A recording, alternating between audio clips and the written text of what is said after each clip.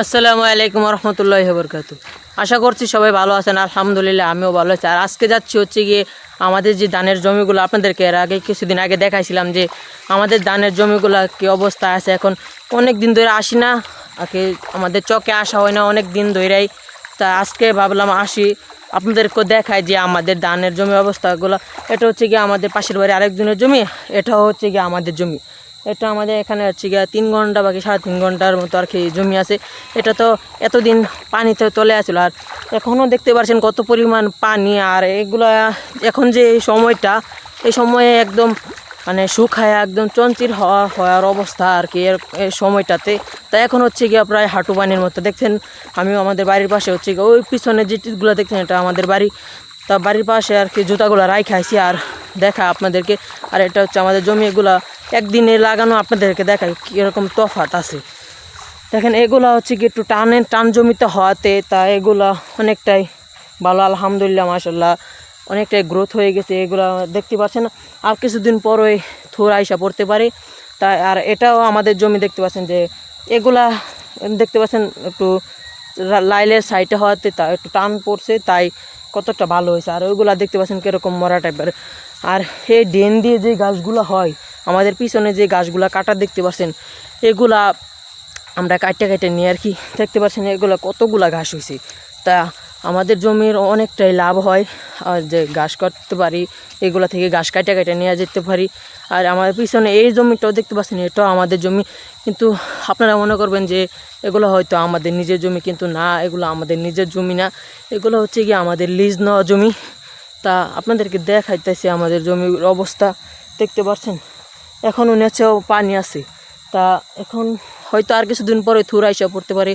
আর আপনাদেরকে যেহেতু লাগানি, যারা প্রথম থেকে ভিডিওগুলো দেখতেছেন আমার, তারা বলতে পারেন যে আমি লাগানি থেকে ফুল পর্যন্ত আপনাদেরকে দেখাবো, দেখানোর চেষ্টা করবো। এখন পর্যন্ত দেখিয়ে আসছি, তা চেষ্টা করবো আরও দেখানোর জন্য। আর আপনারা যদি আমার প্রথম থেকে যারা ভিডিওগুলো দেখতেছেন এখন পর্যন্ত, তাদের আশা করছি আপনাদেরকে একদম শেষ পর্যন্ত কাটা পর্যন্ত, একদম ধান বাড়িতে নেওয়া পর্যন্ত, বাকি একদম শুকিয়ে এই চালের ভাত খাওয়া পর্যন্ত আর কি আপনাদেরকে দেখাবো ইনশাল্লাহ। তা এগুলো দেখতে পাচ্ছেন আমাদের যে জমি আছে, চকে অনেক জমি আছে। আর আরেকটা জিনিস দেখাই যে এই জমিটা আর কি দুষ পেয়ে গেছে, দুষ না আর কি ইঁদুরে কাইটা ফেলতেছি। তা আসল কথা মেন বিষয়টা হচ্ছে গিয়ে আজকে চকে আর মূল উদ্দেশ্য হচ্ছে গিয়ে আমাদের যে জমি আছে দেখতে পাচ্ছেন, এটা একদম কাইটা বিনাশ করে ফেলছে। তা আমাদের যে জমি আছে এখানে আর কি ইঁদুরে কাইটা ফেলছে কি না এটা দেখার জন্য আসলাম। না দেখলাম অন্য সবার জমি, এখন দেখালাম যেটা এটা অন্য জনের জমি, সবগুলাই কাইটা ফেলছে একটু একটু করে। তা দেখলাম আলহামদুলিল্লাহ আমাদের জমিটা এরকম কিছু ক্ষয়ক্ষতি হয় নাই। তা আমরা ক্ষয়ক্ষতি হওয়ারও না হওয়ারও একটা কারণ আছে, সেটা হচ্ছে কি আমাদের জমি সময় থাকতে আর কি বিষ, মানে যে পোকামাকড় নাশক যে বিষ আছে ওই বিষগুলো দিয়ে দিছি। আর পিছনে যে জমিটা দেখতেছেন এটা হচ্ছে গিয়ে আমার ছোটো চাচা, ওনার জমি। তা ওনার জমিতে যাতে বাকি ইঁদুর পোকামাকড় যাতে না যেতে পারে, ভয় পায়, তার জন্য দেখতে পাচ্ছেন পিছনে পলিথিন বাইদা দিছে। তা এখন হচ্ছে গিয়ে আপনাদেরকে দেখালাম যে আমাদের জমির অবস্থা দেখতে পাচ্ছেন। আমার পিছনে যা দেখতেছেন এটা হচ্ছে গিয়ে একটা গ্রাম, এই গ্রামের নাম হচ্ছে হাগানগর। আর আমার এর পিছনে বরাবর যেটা দেখতেছেন এটা হচ্ছে গিয়ে আমাদের বালুয়াকান্দি গ্রাম। এই গ্রামে আমি থাকি। তা এটা হচ্ছে গিয়ে আমাদের পাশের গ্রাম, 2 গ্রামের মাঝখানে হচ্ছে গিয়ে এই জমিটা। দেখা এই মাঝখান দিয়ে দেখতে পাচ্ছেন, এই মাঝখান দিয়ে হচ্ছে গিয়ে বড় একটা ড্রেন গেছে। এই ড্রেনের অর্ধেক হচ্ছে গিয়ে বালুয়াকান্দির মানে আমাদের গ্রামে, আর অর্ধেক হচ্ছে গিয়ে আমরা যে জমি চাষগুলা করি, বাকি ফসলাদিগুলা করি, এগুলো হচ্ছে গিয়ে আগানগরের।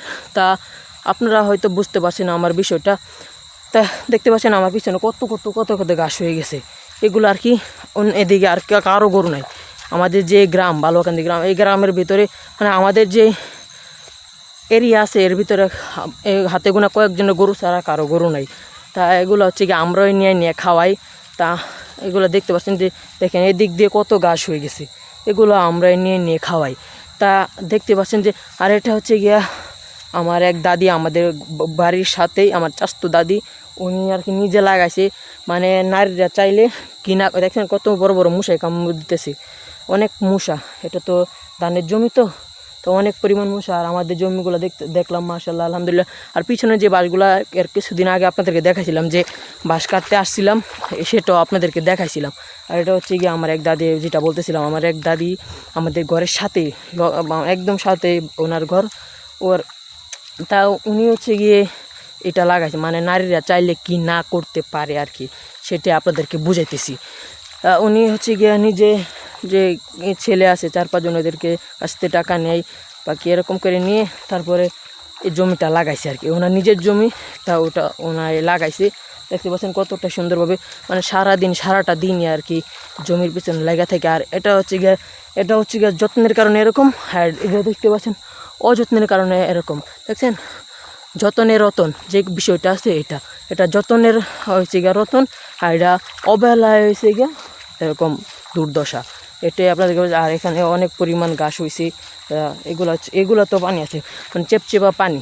তা আপনাদেরকে দেখালাম যে আমাদের ধানের জমিগুলো কীরকম, এটার আপডেট জানাইলাম। তা আজকের ভিডিওটা এ পর্যন্ত থাকা। আসসালামু আলাইকুম রহমতুল্লাহি ওয়া বারাকাতুহু।